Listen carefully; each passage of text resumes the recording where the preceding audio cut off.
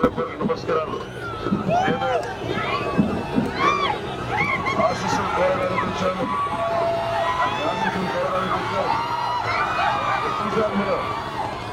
కానీ దుర్గాల గ్రామంలో కూడా ల్యాండ్ టైటిలింగ్ చట్టానికి బాధితులు ఇలాంటి ఎన్నో సమస్యలు, సాగునీరు కానీ, తాగునీరు కానీ, మన ఉపాధి అవకాశాలు కానీ, ఇవన్నీ కూడా ఏ సమస్యలున్నా అందరూ సమిష్టిగా కూటమి నాయకులు నాతో సహా సమిష్టిగా మీ అందరి అభివృద్ధి కోసం, సమస్యల కోసం కృషి చేస్తాం.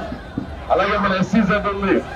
SEZ లో ఎక్కడికి వెళ్ళిపోకుండా మన ఆడబిడ్డలకు కానీ, మన యువతకు కానీ ఇక్కడ ఉపాధి అవకాశాలు ఉండేలాగా కంపెనీగా కృషి చేస్తాం.